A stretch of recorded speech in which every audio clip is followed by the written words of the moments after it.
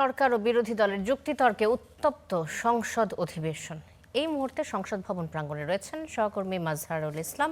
আমরা বিস্তারিত জানার চেষ্টা করব তার কাছ থেকে। মাজহার, সংসদীয় বিরোধী দলের বৈঠকে আলোচনার বিষয় সম্পর্কে আপনার কাছে কি তথ্য রয়েছে, কি হচ্ছে সেখানে?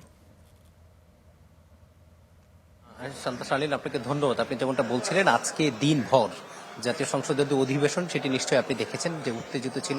সরকার এবং বিরোধী দলীয় নেতাদের যুক্তি এবং পাল্টা চুক্তির মধ্যে দিনের যে সবচেয়ে বেশি আলোচনার বিষয় ছিল সেটি হচ্ছে জুলাই সংস্কার পরিষদের উপর আলোচনার জন্য এই অধিবেশন আহ্বানের জন্য বিরোধী দলের নেতাদের যে মুলতবি প্রস্তাব ছিল সেই প্রস্তাবকে কেন্দ্র করে কিন্তু সরকার এবং বিরোধী দলের এমপিদের মধ্যে কিন্তু ব্যাপক উত্তেজনা ছড়ায় এবং এটি শেষ পর্যন্ত এই উত্তেজনার মধ্যেই শেষ হয়েছে এবং এটির জন্য আলাদাভাবে আলোচনার জন্য আগামীকাল 2 ঘন্টা বরাদ্দ রাখা হয়েছে। ইতিমধ্যে অধিবেশন শেষ হয়েছে এবং এখানে বিরোধী দলের নেতা এবং চিফ হুইপ কথা বলেছেন। তারা যেটি বলেছেন যে এই জাতীয় সংসদ, এবারের জাতীয় সংসদ একটা ভিন্ন প্রেক্ষাপটের মধ্য দিয়ে গঠিত হয়েছে।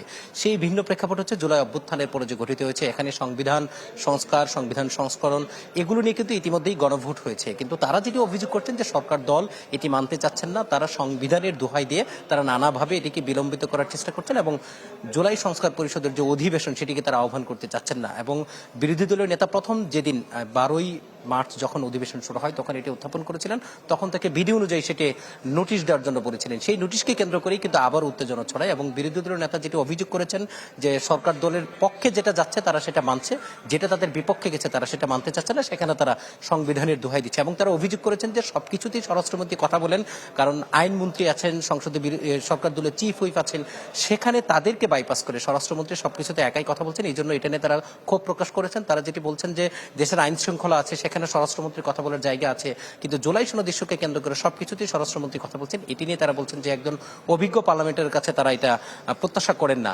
এই অভিযোগ পাল্টা অভিযোগের ইতিমধ্যেই কিন্তু শেষ হয়েছে এবং এখন যেটি চলছে, যেটি সরকার দলীয় অর্থাৎ এই সংসদের যে বিশেষ কমিটি আছে 133টি অধ্যাদেশের বিষয়ে কি সিদ্ধান্ত নিচ্ছে সরকার বা সরকার এবং বিরোধী দল যৌথভাবে, সেই বিষয়ে কিন্তু চূড়ান্ত সিদ্ধান্ত 2 এপ্রিল আসার কথা। ইতিমধ্যেই 13 সদস্য বিশিষ্ট যে কমিটি আছে সেই কমিটির বৈঠক রাত 8:30টায় শুরু হয়েছে।